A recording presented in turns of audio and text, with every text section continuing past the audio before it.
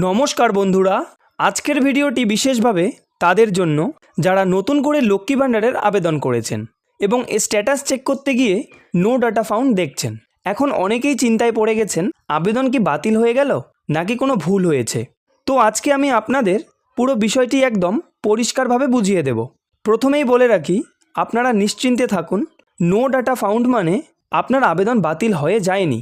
প্রথমেই বলে রাখি, এর আসল কারণটা হলো এখনও পর্যন্ত যেসব নতুন আবেদন জমা পড়েছে সেগুলোর ডাটা এন্ট্রি সম্পূর্ণভাবে লক্ষ্মী ভাণ্ডার পোর্টালে এন্ট্রি করা হয়নি, অর্থাৎ আপনার ফর্মটি এখনও পর্যন্ত অফিস থেকে অনলাইনে আপলোড করা হয়নি।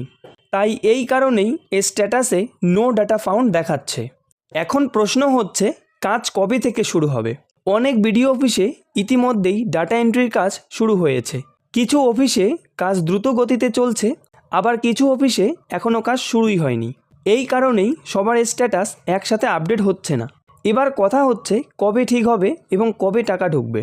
এই বিষয়ে এখনও পর্যন্ত সরকারের পক্ষ থেকে কোনো নির্দিষ্ট তারিখ ঘোষণা করা হয়নি। কবে থেকে নতুন আবেদনকারীরা টাকা পাবেন সেটাও এখনও পর্যন্ত নিশ্চিত করা হয়নি। তবে একটা বিষয় পরিষ্কার, যখন সমস্ত আবেদন ফর্মের ডাটা এন্ট্রি সম্পন্ন হবে তখন এই ধীরে ধীরে স্ট্যাটাস আপডেট হতে শুরু করবে। এবার অনেকেই জানতে চাইছেন যে ডাটা এন্ট্রি হয়ে গেলে অ্যাপ্রুভেল কবে হবে। আমি আপনাদের বাস্তব পরিস্থিতিটি বলছি। বর্তমানে অ্যাপ্রুভেল প্রক্রিয়া শুরুই হয়নি, এখন শুধুমাত্র ডাটা এন্ট্রির কাজ চলছে। যখন সব আবেদন পোর্টালে আপডেট হয়ে যাবে তখন ব্লক ডেভেলপমেন্ট অফিসার সব আবেদন একসাথে ভেরিফাই করে এবং যদি সব কিছু ঠিক থাকে তবেই অ্যাপ্রুভেল করে দেবে। এবার কথা হচ্ছে অ্যাপ্রুভেল হতে কতদিন সময় লাগবে। এই পুরো প্রক্রিয়াটা হতে অনেকটাই সময় লাগবে, কয়েক সপ্তাহ থেকে কয়েক মাস পর্যন্ত সময় লাগতে পারে। কারণ আগের উদাহরণ দেখলে বোঝা যায় 2025 সালে যারা আবেদন করেছিলেন তাদের অনেকের 2026 সালের জানুয়ারির দিকে অ্যাপ্রুভেল হয়েছে।